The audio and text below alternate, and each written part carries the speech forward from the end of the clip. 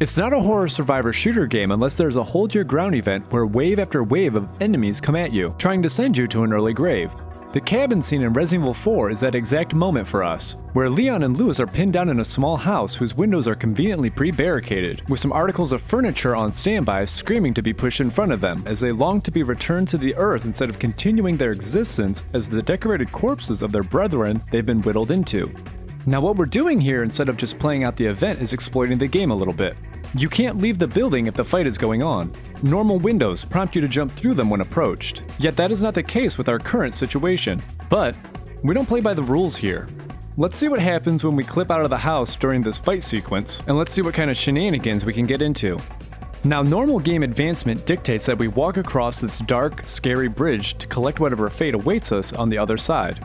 But what if we take a route that isn't normally an option? Like Neo bending the Matrix, we clip through the bridge and walk off the side of it. By not stepping on the bridge, we skip not only the radio call, but also the trigger sequence that causes the cabin cutscene to activate. Now when we walk up to the cabin, it's accessible like any other building in the village. That being, you can go into the front door and walk around even to the upstairs. All the items that are normally in the cabin when the fight occurs are here and can be interacted with just fine. The front door, however, has the wooden beam Louis throws to us to secure it when the cabin fight starts, protruding out from the side of it. It doesn't affect movement at all, and can be walked right through like it's not even there. A funny little glitch I found when messing around with the cabin is that if I go straight out the front door, Ashley follows just fine, no problem. But when I click to the side, Ashley gets stuck in the house and stops following us, and a giant question mark appears on her name as soon as I get to the outside. No matter where I walk around, she just stands in place waiting for Leon to come back in the house before she starts following again. The first thing I wanted to see is if we could skip the cabin altogether. When approaching the paths to continue, the right to the El Gigante or the left to the Chainsaw Twins, I notice that both doors are open. Now with my no clipping on, I walk right up to the door just fine. But when I turned around, I noticed Ashley was getting caught up on an invisible wall preventing her from moving forward. With the help of a little black magic, we get Ashley through the wall and can move forward in the game. Nothing is bugged, and the next location loads just fine along with the enemies on both sides and further into the game. Next, I started the cabin fight because I wanted to see what happens when we're outside of it while the fight sequence is in effect. With the enemies beating on the windows, I proceed to the outside, and to my surprise, the enemies pay no attention to me. Unless I'm in their path of travel to the windows of the cabin or standing right next to them, they don't come after me. I think this is because they are programmed to first enter the cabin before then pursuing either Leon or Louis. This allows for a shooting fish in a barrel scenario, while standing outside cutting down the waves of enemies mindlessly rushing towards the cabin, who are paying no attention to the fact that their target is not where he should be. This third test was the one thing I was the most curious about when I started messing around with the cabin scene. Outside of the cabin is a typewriter, which we all know is used for saving the game. Well, what would happen if the cabin fight is initiated and we go to the typewriter, save the game, and reload?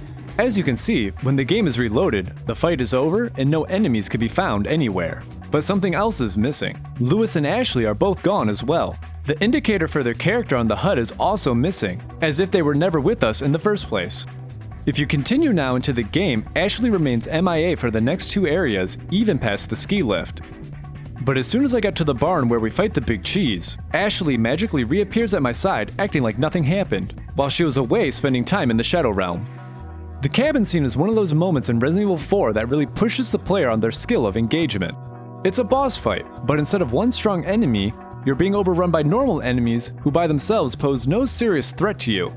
But in a mob, they can easily overwhelm you if you're not cool and level-headed about how you handle the fight. Luckily, we're not completely alone in this endeavor as we have our dear friend Louis fighting right alongside us, covering our back with deadly precision. Armed with unlimited ammo and pockets full of bullets and explosive ordnance, Louis is the true MVP of the cabin scene and should be remembered as such. His presence also pulls away the veil of fear, at least for me, because the game in that moment isn't about dark scary corners and what's going to be around the next turn. It's about killing everything that comes into the cabin with no hesitation. To me, this is just another reason why Resident Evil 4 is one of the best horror shooter games ever made, as few games can pull you out of the core focus, the fear and isolation, then put you right back into it a few minutes later like you weren't just fighting off 30 enemies in a shootout in the cabin behind you. Hey everyone, Metamonger here. Thanks for hanging with me and supporting the HorrorScoped channel. If you liked this video and would like to check out some similar content, be sure to check out the other videos on the channel. As always, please smash that like and subscribe button if you enjoyed the video, and be on the lookout for more content in the near future. Thanks for watching, and I'll see you all soon.